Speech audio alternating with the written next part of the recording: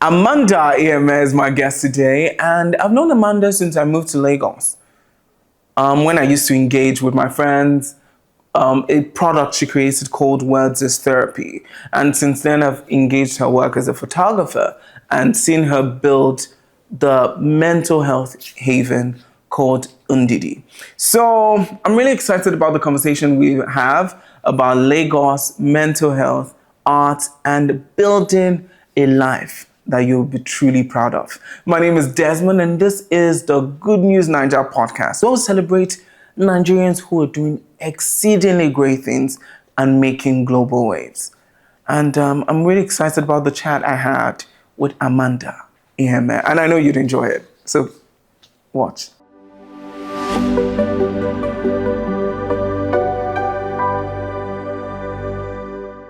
So I did accuse one of my friends who is also a clinical psychologist of therapizing the situation.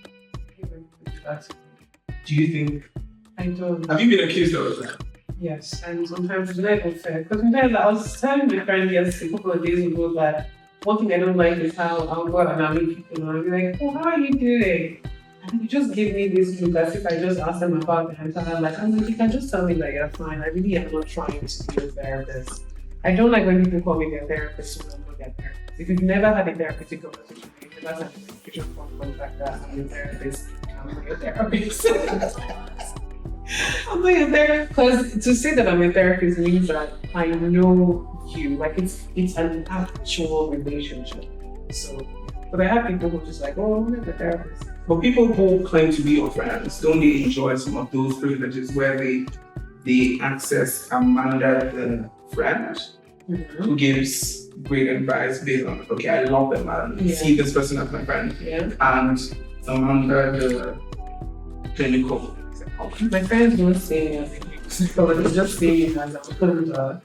Why? You don't come with any deep, Nope. clear. Nope. I tell even my clients when we start therapy, I always have this section, first session that we have, where I tell you what it's like to have therapy beginning. And what I always tell them at the beginning is, I'm your therapist, I'm not your friend. And I'm only a therapist Tuesdays, Wednesdays, Saturdays, between the hours of 9 a.m. and 2 p.m. Any day, anyone outside that, I'm not a therapist. I can't be using that side of my brain every second of the day, no. Because for me to be your therapist, I really have to be very, very curious about what is going on in your life. I need to ask questions. I'm exploring, I'm seeking an answer. I don't care about people that much to care to ask those questions. But then how are you able to do it? Boundaries. Like I know when I'm a therapist and I know when I'm not. So I've learned as well what are the leading questions that take me into that place where I start to therapize. And then I stay away from asking those questions. So I don't go deep into people's lives if I don't. Except when I do have, there are some times when I meet people, they might be strangers, they might also be people I know, people I work with, and I'm quite concerned about their well-being. And then I'll ask them and I'll let them know, I'm actually asking you as a therapist, what's your time now? Are you doing okay? And do you want to? And then I tell you, I'm trying to put my therapist cap on so that I can help. But if it's not that, I'm not a therapist. And with my friends as well, I don't go into situations to try to solve their problems, except they're asking for me. So sometimes my friends want me to be a therapist, they're going to ask me, from your perspective as a therapist, what do you think? So that they can tell them that. Sometimes I also say, as your friend, this is what I think. As a therapist, this is what I think. So I always try to make that distinction to let people know there's a difference between who I am professionally and who I am personally. Of course, the person I am as a human being is what makes me a good therapist, but I'm not always practicing as I'm walking through life. This question I want to ask is about engaging the Nigerian people. You're Nigerian, you engaging the Nigerian people. Yeah. Both as a person and as a therapist. Yeah. What excites you the most about Nigerians? The newness of it. Nigerians are not familiar with delving into the deepest parts of their lives. And when they do that, it's just very exciting. When they say, I've never thought about this before, or they learn new ways of coping with things. It's always very exciting. And then to see how it affects like other aspects of their lives. There are friends of mine who I know that are like people you see on TV and people that you watch and people that you see like in your environment. They might not be famous, but they are known. And I see things like we've talked about and how that impacts really great their work. Of course, it's only just me and them that when I have this bond in my heart, and I'm just like, okay, I know where that's from. I know where that is. So you're learning and you're practicing the things that you're learning in therapy, and I love to see that. So the newness of it, seeing people come in, try therapy for the first time. When we're starting therapy, I always ask them like, "It's your first time?" And I'm like, "Yeah." I'm like, "Oh, welcome to therapy." So the newness of it is very exciting. Is it different from older people and newer people, like younger people? No. So do you see a lot more older people accessing therapy now? Yes. What do you think that is? Kids are referring to parents' therapy. Yeah. A lot of kids. Are we able to have that conversation, man? A lot of people are, yeah. People come like, my child said, my daughter said I should. And it's usually the female child that's always telling their parents to come to therapy, or paying for their parents to come to therapy, or carrying their parents to come to therapy. Yeah. Whoa. So, If I was a parent, I would feel like I'm supposed to be perfect. What are you saying? yeah. So is therapy supposed to come from a place of, when do you think that a person should seek therapy? Or Whatever. Honestly, even if you think you're doing okay, just come for therapy. I tell people sometimes just come out of curiosity. I used to work for a company a couple of years ago, because I'd come into their office every Friday and the staff would come to see me. I was sitting in the office. There were some people who came in simply because they had never been to therapy before. They just wanted to know what it was like. That's a good enough reason for therapy. If you've never been there before, just come. Come have a conversation. It doesn't always have to be about your mental health. Sometimes I have conversations with clients about philosophy. I have conversations about spirituality. I have conversations about money, business, relationships. It's not always for the treatment. Some people just want a different perspective to a problem that they're experiencing in their life. Some people just want to see, okay, what will you find out about me from this conversation that we're having? If I delved into the recesses of my mind with you, what will come out of it? So let's go more into the professionality. Okay. The professional parts of you, which is, I've always been intrigued by the health facility you're building, which is Undidi. Yeah. How did you come about that? The name? The name? It's a very funny story. So, I was working as a lawyer at the time, and it was February 2017, and I was feeling a deep sense of unfulfillment. I have a master's degree. I wasn't doing what I wanted to do. I wasn't happy at my job, and I wanted to do something meaningful and purposeful with my life. Like, I wanted a sense of direction. I was also volunteering with the Stand to End Rape organization as a counselor. And I was helping people. So one day I said, you know what, I'm gonna start my own practice. I have the experience. I had also at the time tried to find therapy, but there was the kind of therapy I was looking for that wasn't available. So in my business mind, there's a market for it. I have the skill for it. I have the certificate. Let me try it. And at the time in Nigeria, there wasn't like a government body that could really say, okay, you have a license to practice. It was like an open market. So I went in. I was trying to find a name. I'm very Igbo. So anything I do would be Igbo related. So I tried to use my name, Adanze, Iheme. It wasn't working. It wasn't clicking. Then I started to think of all the names that people had called me when I was growing up. And I had an uncle who used to call me Ndidi. Please keep that in mind. He's called me Ndidi. And I said, you know what? Ndidi means patience. And in therapy, you need a lot of patience with yourself, with the journey of becoming who you are. Ndidi's the name. A couple of years later, I think like last year or so, I asked my dad, I was like, why do you not come and say you used to call me Ndidi? He said Ndidi. He never called you Ndidi. I said, what? He said, no, he used to call you Ndidi. He was saying you are one of us. I said, wow, I named my entire practice off of this idea that he was calling me Ndidi. He said, no, it was Ndidi, that you mistook it. He was just saying that you are our person. This is our person. Which still makes sense. Yes, it does. So the name came out of a misunderstanding I had as a child, but it's a beautiful name that has lasted and transcended so many spaces. I love it. The first time I engaged with you, Mm-hmm. I don't know if you remember, was at Words of Therapy at the Silverbird Gallery. Yeah. And it was such... So, because I had just moved from Benin, it was... I was just coasting in Lagos. I had a job. Mm-hmm. I had a few friends that I made in Lagos when I was volunteering with the Mentally Aware initiative. So we were very excited to just come and learn and just burden once, I think it was twice a month or something. It was once a month. Once a month. And we always looked forward to it. And then it stopped. No. Why? COVID. One. Number two would be, why don't we have a lot of time? Because I do not. Last year I did go for some form of therapy because it was free, but then now thinking it was paid for by the organization I was working for. So if you think about it, it was free, but then I did go for it. Mm-hmm. But that also did count as therapy because you would put down a topic, maybe like parenthood, and then it would unravel a lot of our different experiences, and then we're able to like make better choices for ourselves or make sense of why we are the way we are. Yeah. So why do you think in Lagos there are not a lot? So why did Words as Therapy stop? It was COVID, because we had a good run. It was COVID, and then at the same time, I think that me and William, because William and I were at the same time, our lives were going in different directions. And for me, I was building media at the time, and I really wanted it to become something greater than me.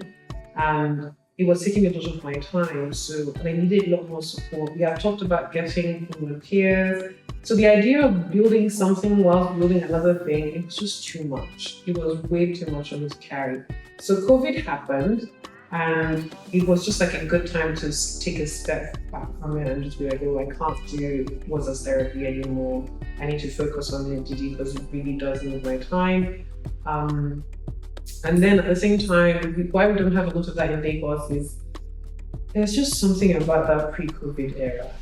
I just can't put my finger on it. People were just very willing to be vulnerable, to be open.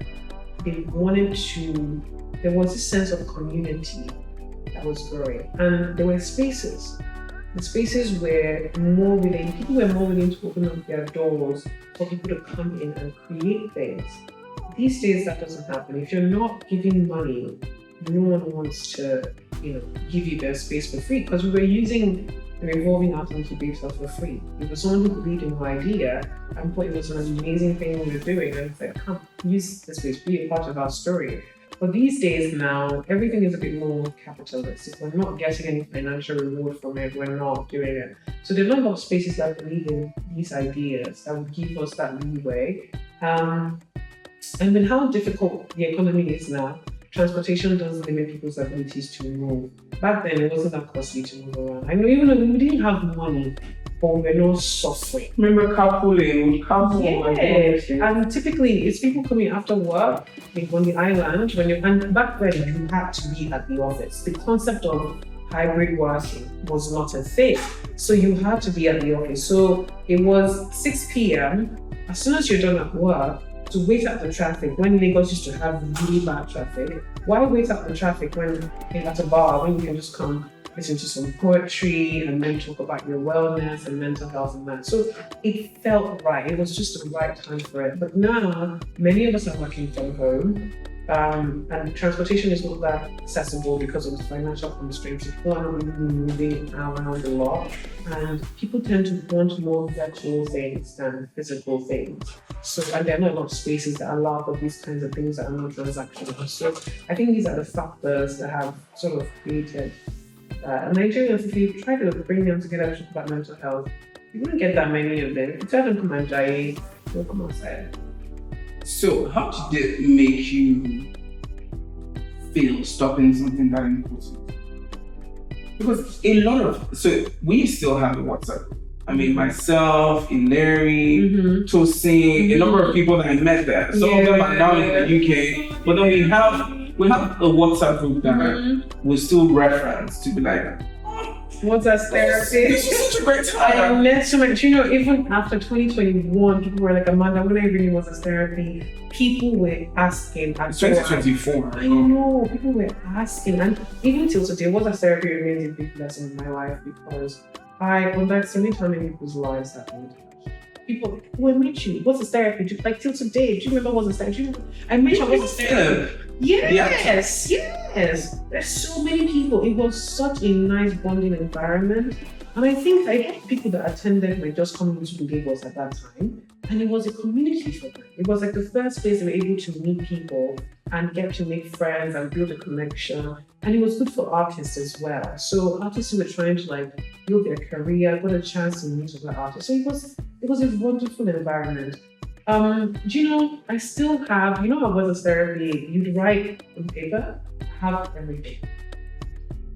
You have everything. Everybody's paper. When I was moving to Ibadan, I was cleaning up my room. I thought we just said, Amanda, maybe it's time to toss these things away. And another part was like, you and Maria only think about doing an exhibition of feelings people's words. And I was like, but this is many years ago, this is so much, I don't know. So it's somewhere in my house in a box. I always kept it. I don't know why, but I always kept it.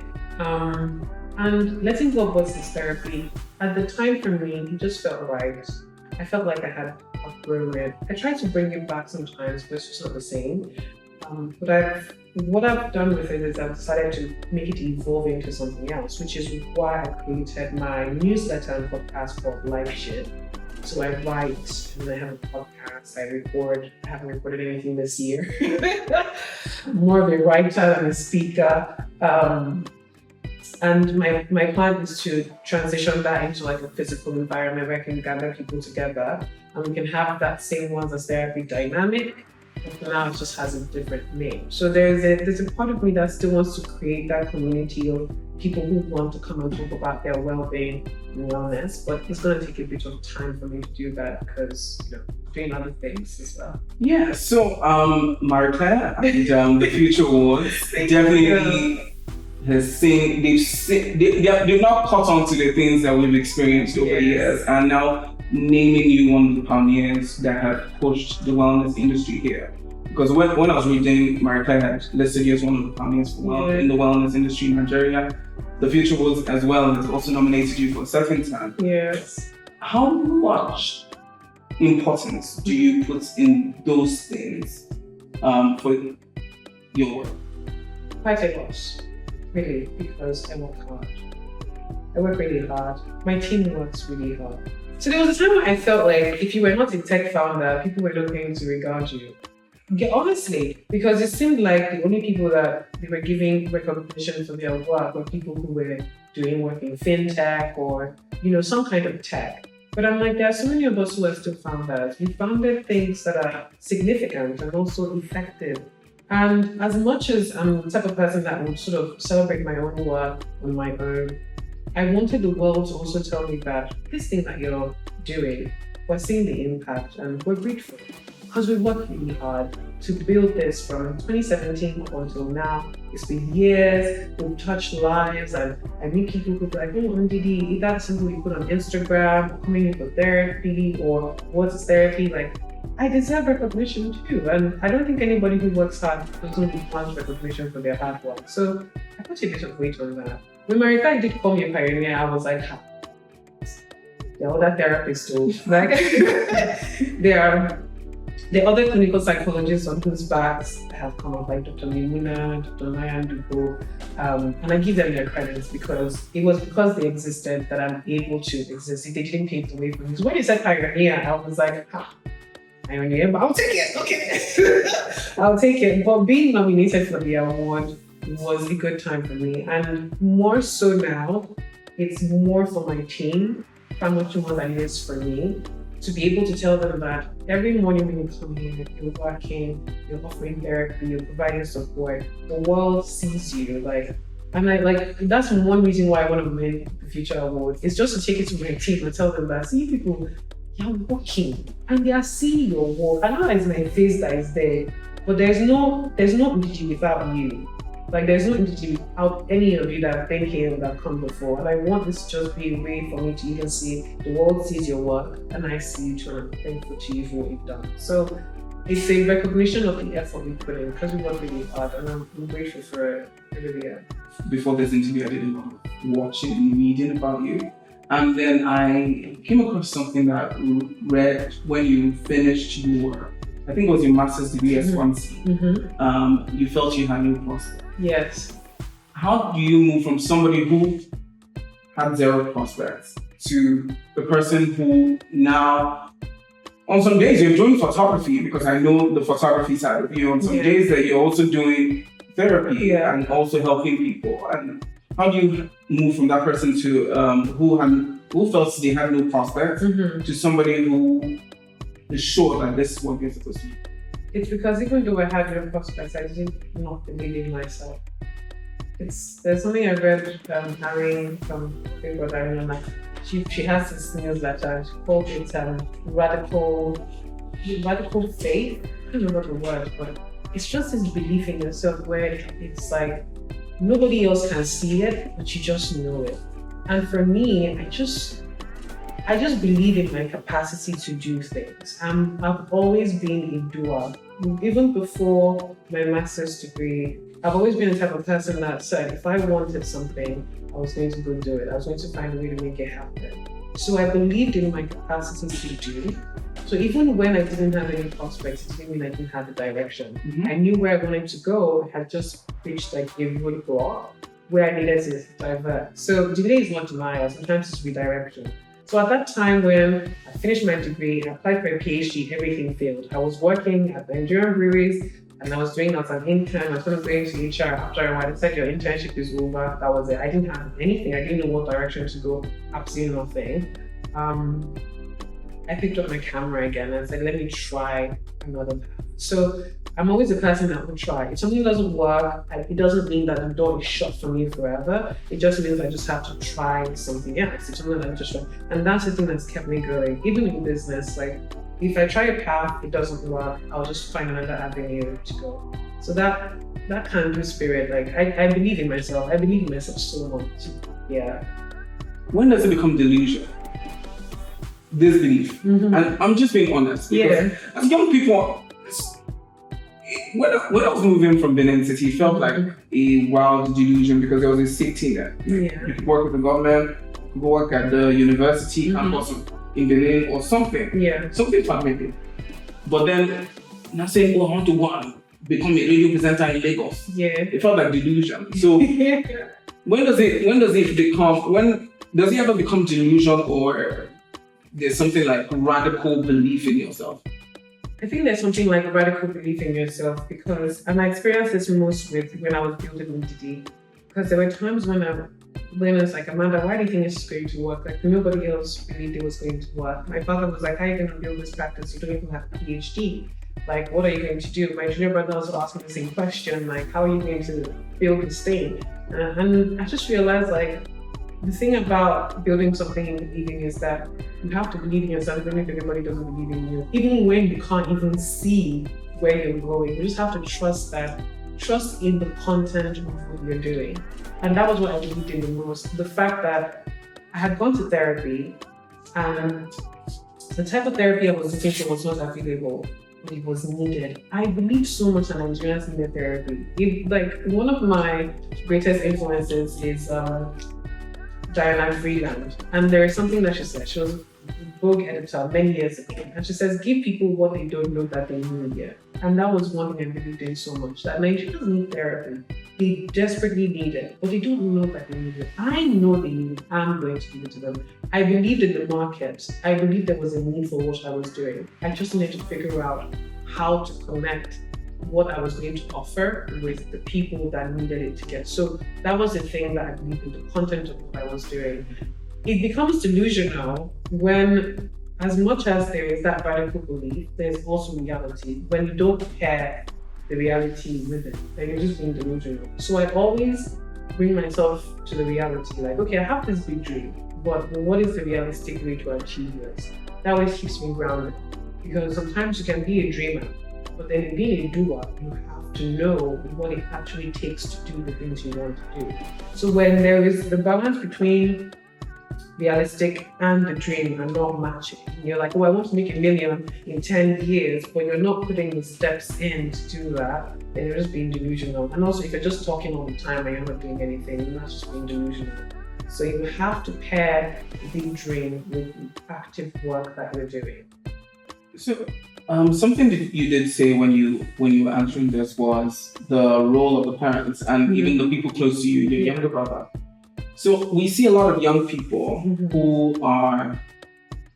who have this great ambition, but that they're mostly held back because of the words and the affirmations that they need from these people that they care the most for. Yeah. How do you advise? How did you break those? Because these words are important because they are some of the people that have formed your ideas of some themes and all of that, even though we try to break away from some of those themes. But you raise the opinions. How did you break away from these opinions and expectations? And how do you advise that other people break away from these expectations and focus on themselves and radical belief in their dreams? It can be quite difficult, to when you're surrounded by naysayers. And it's not that my parents and my siblings were naysayers, we're just concerned, It's like when you tell someone you want to move from Benin to Lagos, you're just like, hey, are you sure? So it was like that. It was like they're concerned, like, how are you going to do this thing that you want to do? But what I did at the time was that I went where I was appreciated and supported. So at the time, there was this cafe called Cafe New. It was on Agorodion in Adiola Deco. And many of the your founders from today, your tech girls, this was our meeting point. That was where we'd go to and sit down and big dreamers. That's where we go have coffee and talk.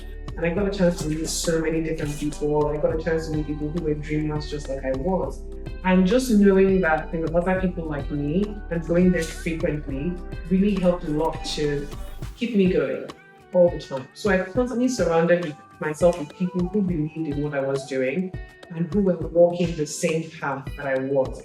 It was during this time that I met Victor, that's founder of Money, and I remember he and I would have conversations together when I have doubts, when I have questions about how do I do this, who do I reach out to, how do I talk about this, how do I connect with this person. Victor was always just there to listen. So even Ayodeji from Stare as well, we're very supportive of each other. So I always surrounded myself with people who believed in what I was doing and put myself in environments where people would lift you up or people who had the same vision as you were walking down that same path. So if the people around you in your immediate environment are like naysayers or questioners or people who just like are so concerned that their concern can sometimes be very overwhelming, that it becomes fear, remove yourself from that space. Even if that's where you have to go back home to, it doesn't have to be where you spend your day to work. Work in a place where people believe in your dreams and then go home. Eventually, those people who are questioning you will catch up. I'm not worried about them. My family had their concerns, but now they believe so much in me right now because they're like, okay, she wasn't just talking, but she was really doing something like, wow, okay, this is not joking, So eventually people will catch up because sometimes it's just fear because they love you and they don't want you to do something that might not work out. But like I said, you need to believe in yourself even when other people don't see the possibility of what you're doing. Moving from Lagos to Ibadan. You randomly just said it. you dropped it there. I'm pretending as if we were not listening. How do you navigate the fear of moving from a big city to a city like Ibadan? Do you advise? How do I navigate the fear? I'm still scared. I'm not even lying to you. So we shouldn't go. Family house. No, I found the house. I paid my rent. I shuttled Lagos Ibadan. But I'm still scared. I mean, I just moved. I got my house in August, September, it's just a month. I'm still scared. But the thing is, I have a different relationship with fear. I don't see fear as a thing that paralyzes me. I just see it as a sign that, okay, there are some concerns that need to be addressed. I will talk about what I'm afraid of. I will speak about it, I will wail, I will go to therapy, everything. But I'll do what I need to do. Fear doesn't paralyze me. It just tells me to be more concerned and to take better care of myself and to be intentional about what I'm doing. I only see it as an arrow. I don't see it as a block or a bridge. So I'm still scared. I'm still finding my footing. I'm still learning about living in my environment. I'm still my nervous system is still trying to balance, because when you leave Lagos and go somewhere quiet, it's insane. Like, silence can be maddening. And in Ibadan, everything shuts down by like 9. Yeah, I'm not even joking. Like, supermarkets, big stores, like, once it's 9 o'clock, people are home. What are you doing outside? So when I'm out in Ibadan, if I want to buy something at 7 p.m., I'm going to the store, rushing to get things like, okay, what do I need? What do I need? Because I know once it's 9, people have closed their shop. Nobody's outside with you. Except maybe like in busy areas, you might find the stores. But again, Ibadan is big. So going from point A to point B is a 15-minute, 20-minute drive. It's not like Lagos where, you can do 20 minutes from island to mainland. It's not like that in Ibadan. Ibadan is English. It's English, very big. So I'm scared. I'm still scared. But I do things afraid, because I've learned, this has come from running a business. I've learned that on the other side of fear is the thing that you want most. So I don't let fear paralyze me. I know why I was moving to Ibadan. And like I said before with PGG about that radical belief, believing in the content of what it is you're doing. I believe so much that moving out of Lagos was going to be the best thing for me to do. And I knew my reasons why. If you ask me, I'll tell you. Like, first, my mental health. I had exhausted Lagos. I was born, I was raised here. I didn't spend every single day of my life here because my family moved. I did Kaduna, Ota, Enugu. I did my school in Ghana, went to Wales. Also served in Ibadan as well. So I've lived around a bit. But Lagos has always been my base. So I've squeezed Lagos for everything that it can offer me. And right now, Lagos offers me a job and money, but it's not a place I want to live. When I think about the kind of life I want for myself at this stage in my life, Lagos does not offer that. I might not be in Ibadan forever. I'm not saying that, I'm going to settle there, build my life there forever. No, I'm not saying that I'm never going to come back to Lagos as well. But I know that right now, today, I don't need to be in Lagos. I need to be outside of Lagos. I'm looking for peace of mind. I am looking for peace of mind. I'm tired of being anxious all the time. I'm tired of being scared all the time. I'm tired of how Lagos increases apathy in your life. Because every day you are constantly in the face of people suffering. You're constantly in the face of people begging, people going through very, very inhumane, undignified experiences that you are helpless towards solving. And like I said earlier, the reason why I'm a good therapist is because of the person that I am. I'm very observant, and it's very easy for me to be contaminated by other people's feelings. When I see other people suffering, I will feel your pain. I'm very empathetic. The moment you step out of your house, there are so many people costing you. Someone's asking for money, someone's asking for food, and you give so much, and at some point you kind of get tired of giving, that it then turns into annoyance. And other times, you're just not in a state where you can give or support people, that you just have to then turn a blind eye to another person's suffering. That situation really does affect your mental health. Like, it also affects the way you relate to the world, because you are no longer, you're desensitized to the suffering of people. I don't want to get to a point where I'm desensitized to the suffering of people. It's going to make me cold. It's going to make me, like, I'm going to lose people. Because now, seeing people suffering is such a normal thing. I'm not fazed by it. That's not healthy. For me, it's not healthy. So being constantly faced with becoming apathetic to people's suffering was just, I couldn't do it anymore. Like, seeing children hungry, seeing people suffering, and then also being helpless, because there's only so many people that you can support when you're seeing them every day. I just couldn't take it anymore. So I needed a place where I could be calm, that my nervous system is not constantly on edge. I'm not worried about a trailer falling on my head. I'm not experiencing noise pollution, air pollution, overpopulation, just too many people around. I wanted to be able to breathe. I wanted to be surrounded by beauty, because beauty feeds the soul. And from a place when you're consuming beautiful things, you can create beautiful things. I can't create beautiful things in Lagos because everything is so ugly. Even the buildings that are coming up now, things that like Lagosians call luxury, it's ugly because what makes luxury is the detail and the attention and the craftsmanship that goes into the creation of these things.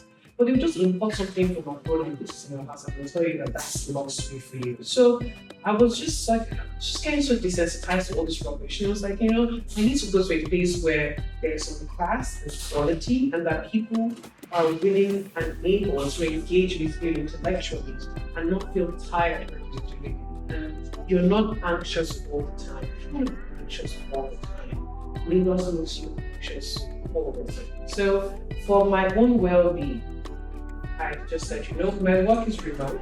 I don't have to go into the office except I need to. Let me just leave somewhere else and work somewhere else. And thankfully, the train works fine.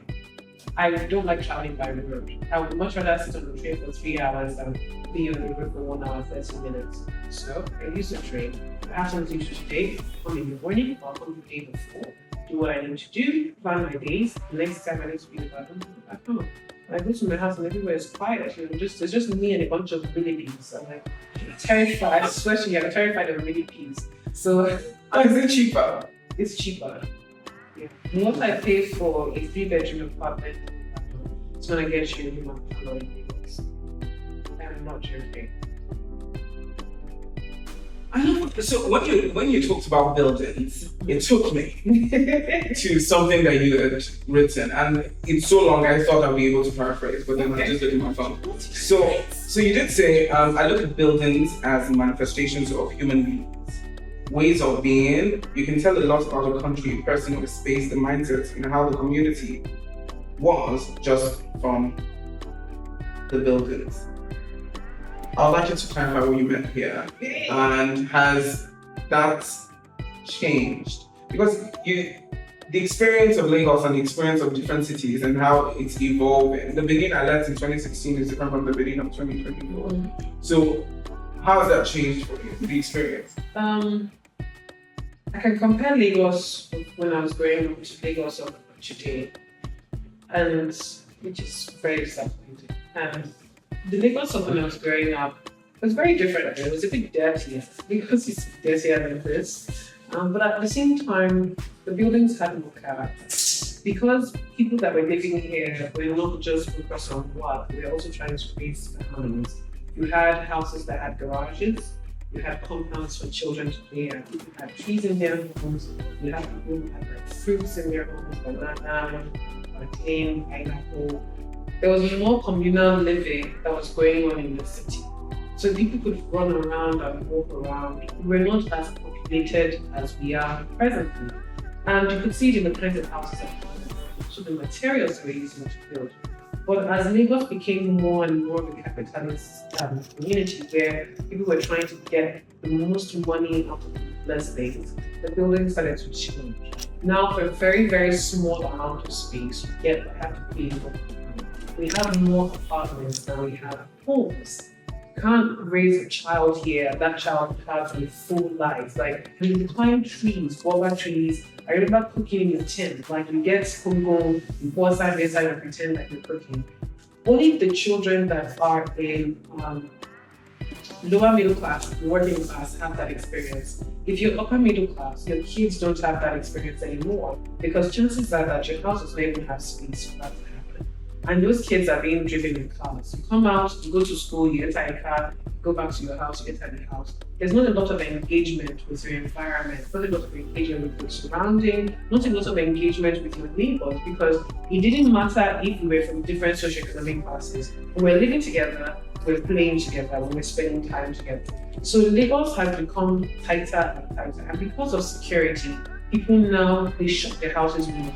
Their gates are a lot more taller. You don't have gates that you can see through the gates into another person's compound. Those times, your gates were like either 3/4 or they have like line. So you can even see inside. Or the wall had those breeze blocks that you could see into the other person. Now, everybody's house is shut off completely from the public. So we live more isolated lives and we have more concrete structures. There are no trees. Every time they're cutting down trees, there are no shades. You can't really walk around. The pedestrian walks are now filled up with like malams having shops or people selling on the road. Because everything now in Lagos is about money. And in Lagos, if you have space, you have money. So everyone who has space is doing the best they can to capitalize on that space and make money from it. But that does not create a good life for the people. So Lagos is not a city for people to live, it's a city for people to work. And that's what's happened. When I was younger, it was a place to live. Now it's a place to work. You make your money, you get out. And if you don't have a lot of money, you can't live here because it's super expensive. Everyone, even now, agency fee now, if you rent something 1.2 million naira, they're collecting 300k agency fee. Legal fee 300k. By the time you pay that entire 1.2, total package is 2.something million naira. But the first year, for a room and parlor that's not as big as where we're recording now. So it's a testament to the time, because this time now that we're in, economy is tight. Everyone's trying to make money, everyone's trying to feed, everyone's trying to take advantage of the other person. Everyone's trying to make sure that I'm the biggest boy or biggest girl, biggest person in town. So if that's a focus, it's going to show in how you build as well. And for you to build well, you need time, you need patience, and you need research. Nobody's using time, patience, and research to build anything. Is if you tell them that this is the dollar they're making now that's in the market, maybe it's cheap or it's what the rich people like, it's in build it in your house.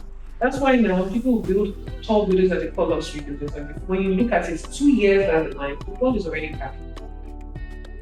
They will tell you that they want to go and buy expensive something. 3 years, you look behind, the mirror is already chipping. The houses are not lasting long because they're not built well. Because to build well, you need time to build well. And you need attention to that. But here, every 2 business days, like Nollywood, films are coming out every 3 business days, houses are spreading up in Lagos very quickly, but they're not being done well. And that shows where we are. Well, where negotiations are, because I'm from Oyo State. Where negotiations are at this present time. So the way people build is always going to be directed and influenced by the state of mind and the economy. Do you think this is actively affecting the way Lagos is now very work-centric, very fast-paced? It's affecting who we are as people? Yeah. How so? The anxiety is off the roof. Aren't you anxious? This podcast is out. All the women's negotiations are anxious and they are mindlessly anxious. I swear to you, people are walking fast and rushing to nowhere. Take for instance, you're driving down. If you're just driving now and you see the light is red, of course you're going to wait, right? The moment that light turns green, you give people patience. You wait, people will move. Someone behind you already hold. Why are you not moving? When you're even in kekes, even if you're using bus now, I take the bus sometimes. When I enter Danfo, bus stop is here. They want you to jump off the bus, even if you're sitting at the back. They will not give you patience to, walk through and then come down the bus. If the conductor had the opportunity to push you out the bus. But the thing is that when they rush and they drop you off, they're just going to go and queue and wait for another hour for the people that have been there to fill up their bus or their keke before they go. So why are you rushing anywhere?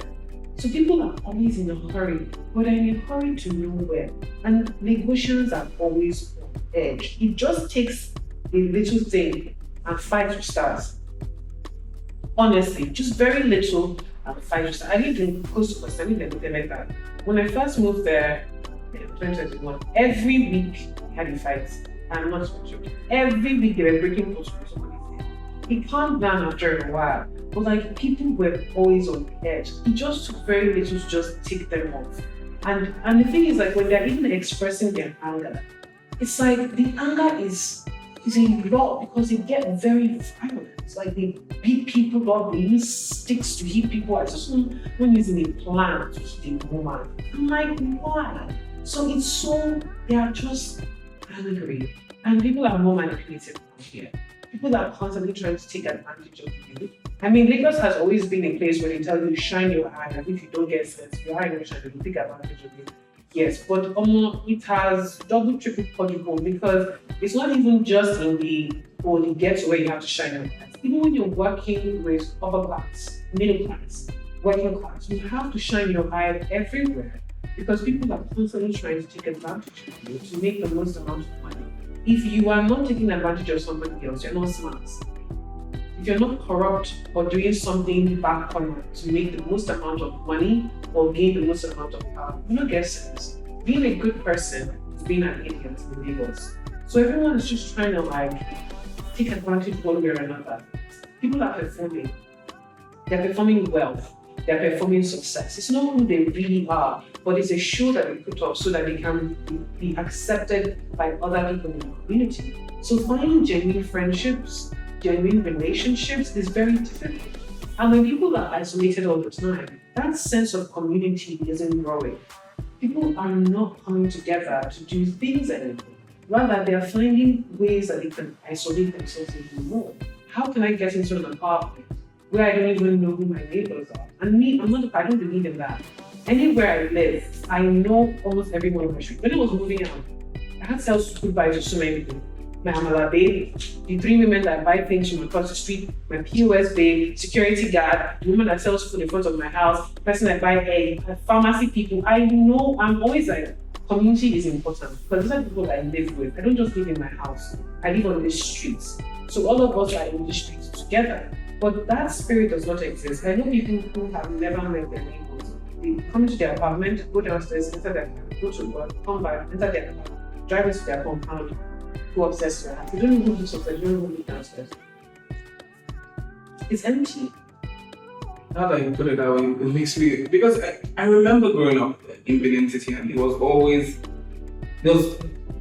so we had this thing that we hated as young people because when you go in, you greet the first house, second house, till the last house. When you come in, they'll forget that you had greeted them like 10 minutes ago, you have to greet again. Mm-hmm. And then, but when I moved to Lagos, I was like, why don't y'all need greets? You don't greet, you know? So it was one of those culture shocks for me when I moved to Lagos because a lot of people were just minding their businesses and greeting and not trying to have conversations with the people in your community, in your environment. So yeah, I get that, but I mean, that would be a broader conversation about how to navigate living in Nigeria. Because sometimes it worries me about if I really think about moving back to Benin and also engaging the work I do here in Lagos. But I mean, those are some of the conversations I would have eventually. But what I want to now, the conversation I want to now have with you is, you engage a lot of the people who are products of Lagos, who live in Lagos. The people I met at Words of Therapy, the people you meet with your work as NDD, are people who live in Lagos, who work in Lagos, who were born in Lagos. A lot of them were born in Lagos. Are there profound stories from the experiences of living in Lagos? People don't really, because living in Lagos is such a normalized experience, people don't particularly highlight it as this is like I live in Lagos experience. It's just like the life experience. And one thing I try to tell people whenever they talk about Nigeria, especially Lagosians, is I need you to be specific. It's not everywhere in Nigeria that's like this. It's Lagos. There is a unique experience in Lagos, and then there is the rest of Nigeria. So whenever you're saying that Nigeria is, don't think that everywhere in Nigeria is like this. It's just Lagos. Because you need to leave Lagos to understand that Nigeria is very different and very vast. We are so different. And I'm grateful for the fact that I got a chance to live in not many, but a few different cities. I lived in Kaduna, I lived in Enugu, I'm from Imo State, so I used to go to Owerri. So I have that experience of like different cities and different Nigerians are different all over Nigeria. Like Lagos is not Nigeria. So sometimes Lagosians, when you live here for a very long time, Lagos keeps you here. It's like a drug. It's like a toxic relationship where you just can't leave no matter how much you try. Lagos sucks you in and keeps you here and makes you think and feel that there is no way you can have a life outside of Lagos. So it becomes your whole world. Lagos consumes you. And when it does that, it's very easy for you to think that whatever is happening in Nigeria is Lagos. Like Lagos is not Nigeria, Lagos is Lagos. And then there is the rest of Nigeria. So when people that are from here talk to me about what they're dealing with, they don't know that the problems they're having are peculiar to where they are living until they leave Lagos. When you now go to somewhere like Abuja, which is where people were moving to, when Japa first started, people were either living in the country or they were moving to Abuja. When they then moved to Abuja, that's when they now realized like, oh, it's actually just Lagos. It's not all of Nigeria. Everywhere else in Nigeria is calm.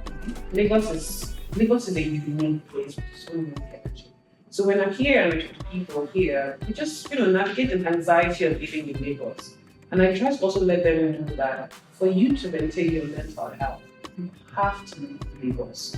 You'll be so surprised about how much staying here affects you. It's such a stressful experience. Anytime I go to Ibadan, I come back, the difference in my life.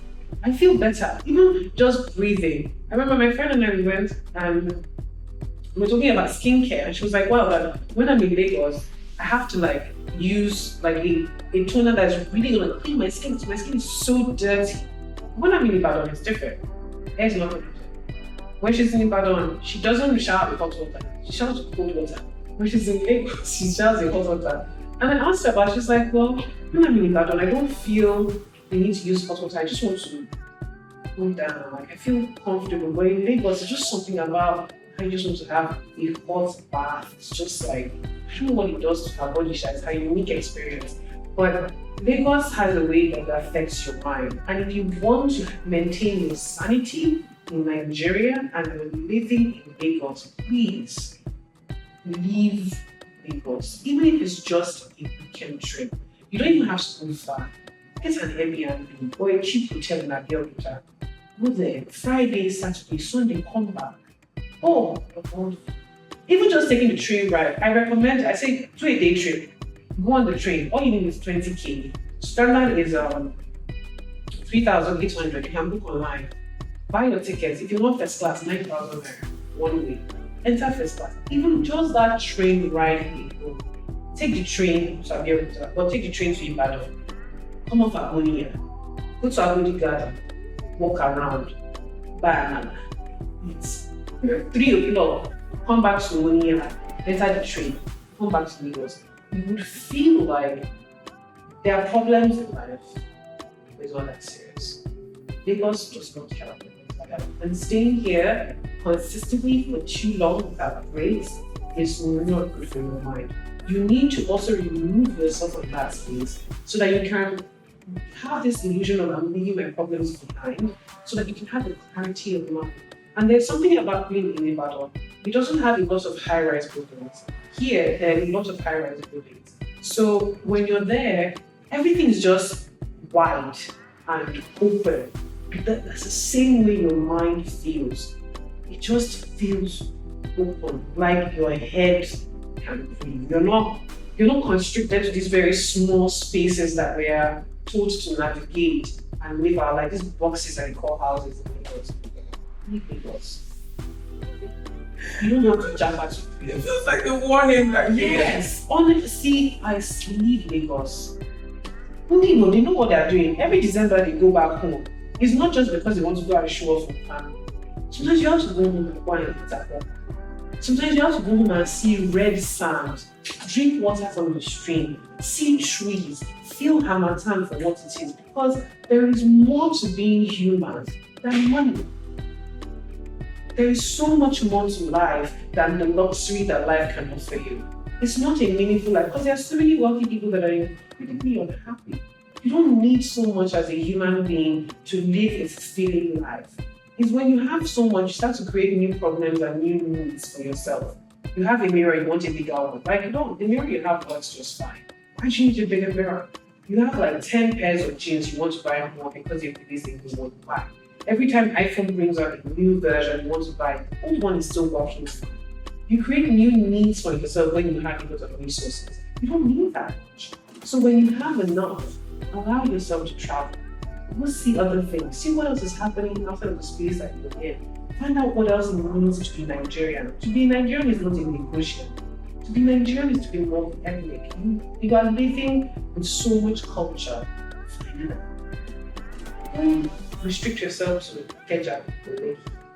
Don't restrict yourself to Keja like you. So I'm very excited about how this has gone, but then I really want to also explore how you've been able to, mostly in Lagos, we've been able to also build, because a lot of us in Lagos, when we move to Lagos, we come with the mindset of building. I do have a friend who moved from Ghana who's building stuff in Lagos, in film.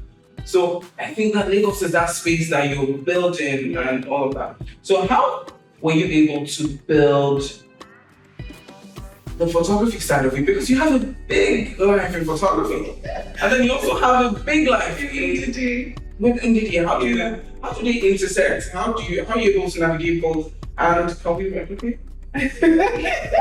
Honestly, I don't recommend really, because it's not always an easy life. Something has to suffer. There was a period for 5 years where I wasn't doing photography. Yeah, I had to put photography on the side because I needed to grow. So from 2019 to 2023, I did not do any photography. I wasn't shooting. I was reading. Because I wouldn't let my mind fall apart. So I was reading, I was still going for exhibitions, I was supporting my friends, I was still very present in the art scene, and I was keeping my social contacts as well. I was focusing on educating myself and creating work, but I spent that time just building NDD because NDD is where I eat, and photography is like where I live. It's the one place where I'm free to be. I don't worry about anything. I think, I create. It's like my creative, and I don't want to hamper it down with the burden of I need to make money from it, So I said, okay, fine. Indeed, it's going to be my source of income. I needed it to get to a point where it did not need me so much for it to survive. So I dedicated 2019, 2020, 21, 22 to building, like hiring the right type of people to work, making sure the foundation was strong, having the right structure, and then slowly I started to pull away. So as each year went by, I hired staff, I was stepping away from the business. I remember this year, I took 3 months of therapy. I was not giving therapy to anybody. And I was scared for a bit because I was like, how's my business going to survive? But it was the most miraculous thing and the most amazing thing. I learned something very important from that in business, that you can be strategic with loss. Because during that time when we're working, we're making losses, financial losses. We're not making money because, of course, I'm not the biggest earner in the business. So if I'm not earning money, how is the business going to flow? But what that did for me was that since the attention wasn't focused on me, I was able to see other ways that we could diversify our income and then strengthen other people's voices so that I'm not, she's not Amanda, she's NDD, and then Amanda is Amanda. I just happened to found it, but it exists as itself. So I grew the business to a point where it didn't need me so much and I was able to free up time. I wasn't working every day, I cut down my hours. There were periods where I worked Sunday to Sunday. I was doing therapy all the time because I lived in this fear of that if I didn't work, we're not going to eat. So taking that 3 months was a risk, but it was a wonderful risk because coincidentally, the business is doing way better than it ever did before. We're making more money now. And I was like, wow, I'm not even putting in that much work, but we're still financially viable and we're growing and we're expanding. We're hiring more people into the practice. So it really taught me that taking a step back is beautiful for business. As a founder, you need to know when to step away from the business, and you also need to make sure you hire the right people so that when you step away, your business can still survive without you. It's led with shame a couple of times, but then you're able to do other things. And it's because of that risk I took that I have the leeway to move my life to a different city, and that I can now really seriously start thinking about going back to get my doctorate now for school, because it doesn't need me. If as we hire more people and step more away from the business, like I don't need to work with everybody anymore. We now have other people who know how to handle things. We have a very strong foundation, a strong value system, a strong company dynamic. Like I believe in my team so much that if I bring somebody new, I know they'll take care of them and on board and into the value system that we have going on. So if you want to run two things, you need to know what you're doing. Using my calendar has also been very helpful. So on my calendar, I have time slots for everything. So I know I have an hour where I dedicate to photography, an hour I dedicate to another 2 hours. So I'm always working on both things at the same time. I have my emails for my photography, I have my email for, Google can allow you to split your accounts and have two different screens. So I'm always sliding in between the two of them. I make out time to deal with this, I make out time to deal with the other one. If I have to shoot, I have to plan well, when am I going to go shoot now? And I don't take too much commercial work, which has helped. So my work as a photographer is not just about documenting buildings, but it is also about doing research. So I'm reading as well. I'm trying to get more into writing my work.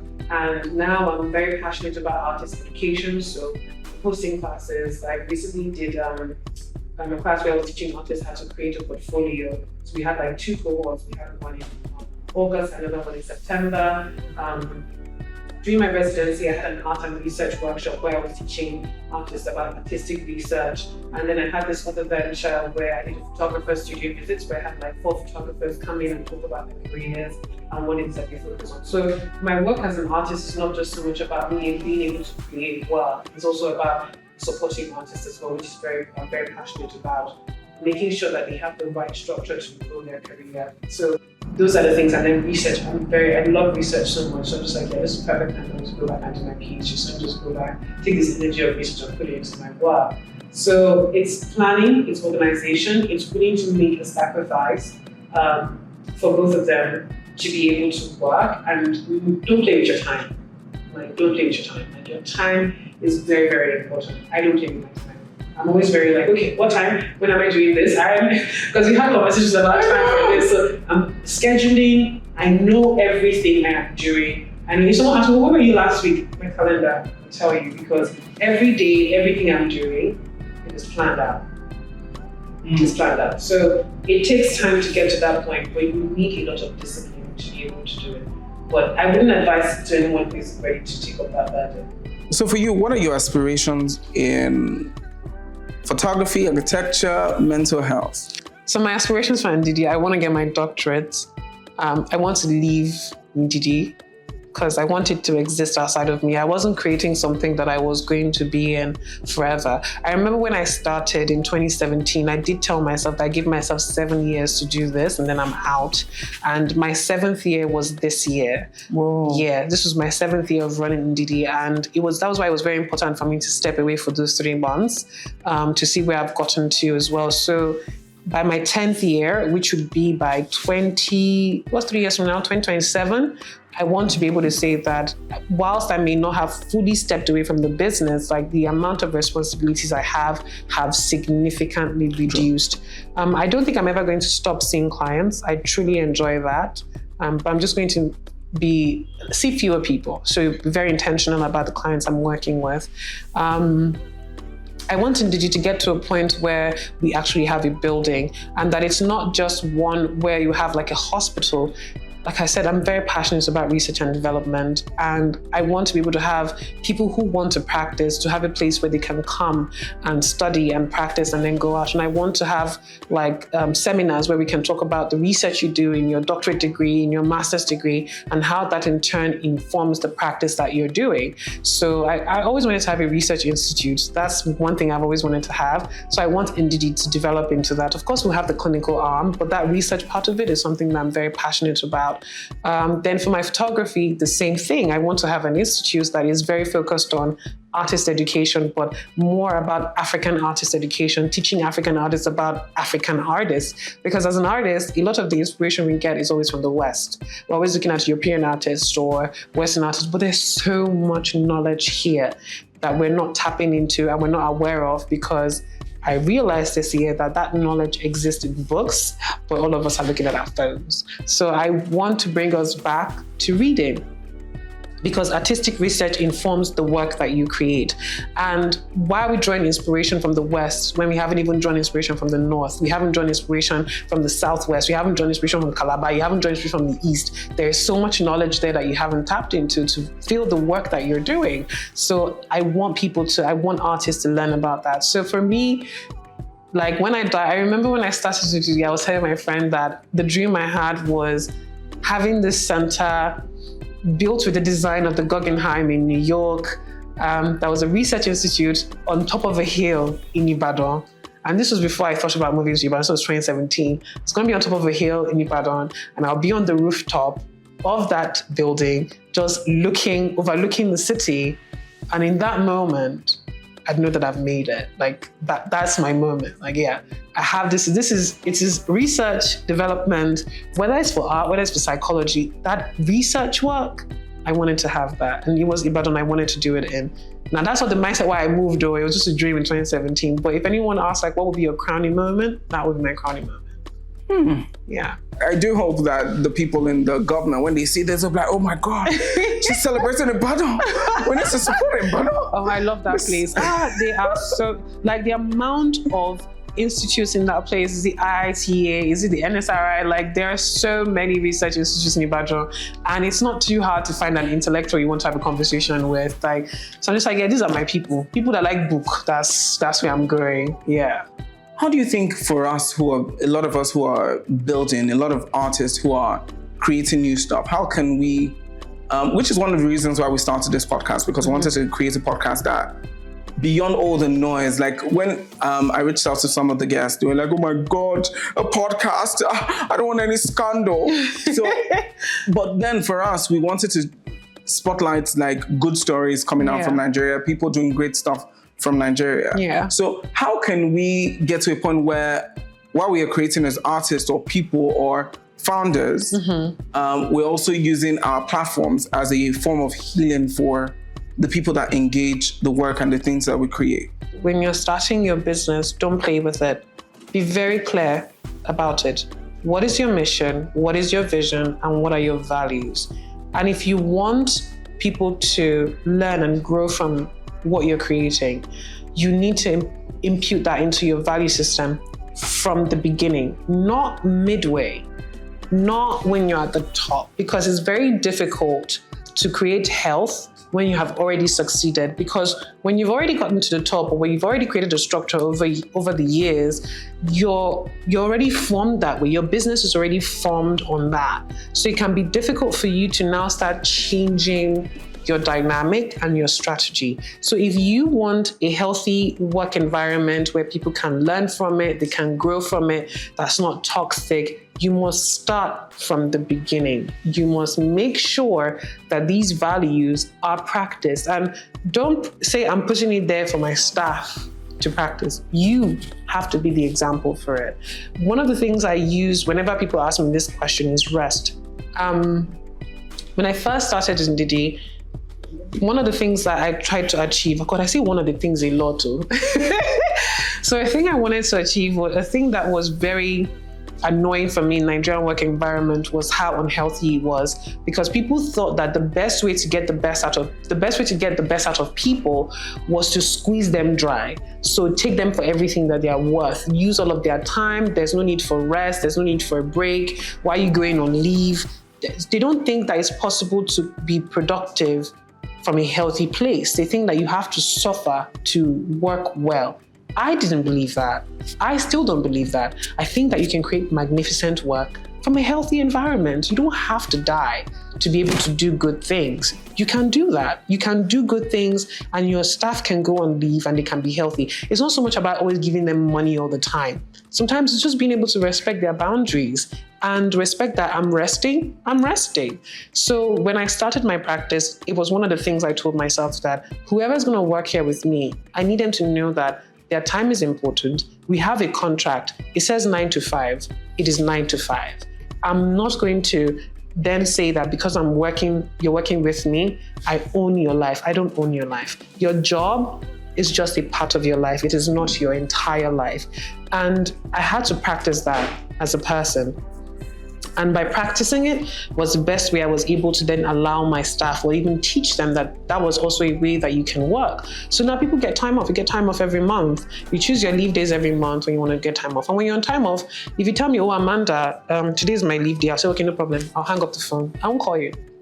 If I send you a message, I'm just like, no. oh, it's your leave day, don't answer. You have to be the one to tell me that you want to break your leave day. If it's your leave day, please go off on leave. If my staff calls me and says, well, Amanda, I'm sick, please take a sick leave day off. Why are you working when you're supposed to be resting? I don't get the best version of you when you are unhappy, tired, exhausted, and not focused, because you make mistakes. We're dealing with human lives. You're not going to enjoy your job.